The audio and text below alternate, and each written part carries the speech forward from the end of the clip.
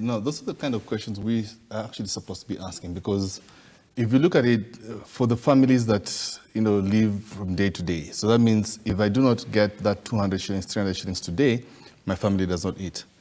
Now, when you're saying demonstrations and mandamano, like, the way we're talking about it, essentially the people who are going out in the streets are rarely going to be the middle class, the working class. It's normally that particular person who's surviving on a day-to-day basis. And they're going there based on information that they've been given by our politicians. So we need to now start educating them, giving them proper education to understand when you're going to demonstrate, what are you demonstrating for? What are you asking for? Because most of those guys, I'm sure, if you stop them and ask them, why are you demonstrating? They will just echo what they've heard someone else say. We need to have them understand, okay, so if you're going to demonstrate, what are you demonstrating for? And how do you demonstrate? Because the moment you hurt someone's business, the moment you stop, business from operating, last Monday for sure, think about parking alone. Just because of the announcement, many people who normally drive to town and park in town left their cars at home or did not come to town at all. Automatically, just on that alone, the county lost quite a bit of money, right?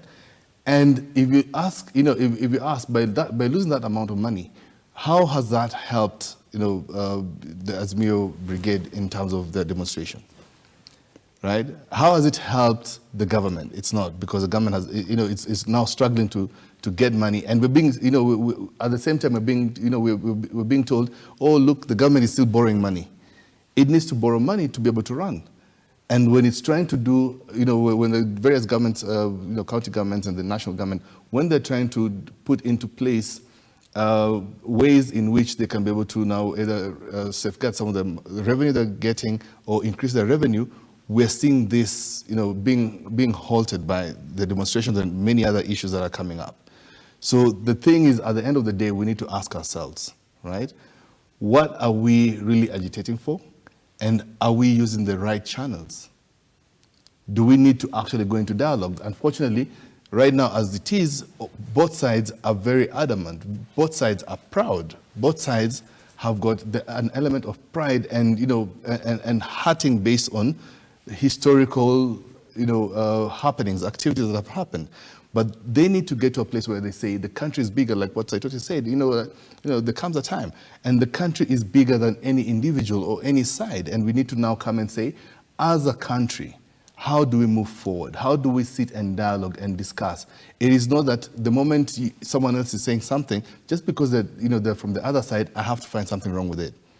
Can we now start? And we're seeing some of the, some of the politicians, even from the Azimio side, coming and saying, like, the likes of Arati, Jalango, and they're saying, my job is to take care of the people who put me here. And getting involved in the demonstrations is going to hurt my people. So I'm not going to be part of the demonstrations. I'm going to focus on partnering with the government to be able to give my people the services they require. And unfortunately, when you see that, when that is said, now you see them being termed as, being rebels, being traitors and all that. And yet, these are the people who are now thinking right, where they're saying, it's not about politics anymore. Now I need to perform. Certainly, it's not the likes of Jalango, the MP for Kenya, David Ochieng, Uriri for the likes of Mark Nyamita, I believe, for Uriri. They've all said they will not be cowed by the threats from the ODM party to expel them and all that. Now, Jim, as a political analyst yourself, of course, many people are talking about now their posts, or maybe come 2027, they might not be re-elected. That is very, very far. I want to know, and pick your mind on what the Ministry of Interior is now proposing. Because they're saying, and yesterday they sent a statement and they said they want some legislations to be, and they have recommendations, legislations that they want to be considered. And part of them is to hold the organizers responsible. And one of them is they want responsibility for cleanup costs and responsibility for and payment of damages to those harmed by the activities of the assemblers, demonstrators, picketers, and petitioners. One other thing is that limitations on the number of assemblers, demonstrators, picketers, and petitioners at any particular occasion.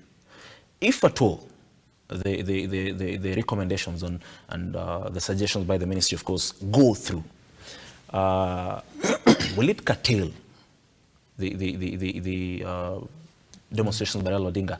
Will it, now sort of, tell them, will they have now second thoughts in terms of maybe we need to find another way? If at all, I will be held accountable for the damages, because we saw property worth millions was destroyed.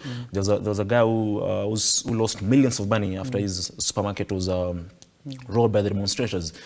Now, is it time? And I also want to know from you, is it time we hold the leaders accountable for whatever happens in these demonstrations? So I did read the raft of proposals from the Interior Ministry. It was difficult to imagine that they came from someone who was sworn in using the Constitution.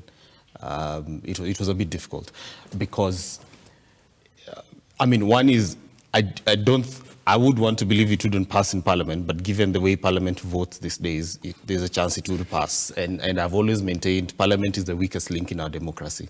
They are the people we can never count on to actually make sober decisions. They are whipped into submission either side of the divide. I would stand up. The courts is our last line of defense. I don't think it would go past the courts. And the reason why it wouldn't do that is that it contravenes Article 232. So when you're talking about, one, that we have to, if you're going to picket or demonstrate, we have to limit the number of people who can show up. So you can only show up with 10 people. You can't show up with more than 10 people. We are saying that you have to get consent from the people. If you're going to demonstrate in Nairobi, on a particular street, you have to get consent from the guys who live on that street, so that they allow you to demonstrate on that street, right?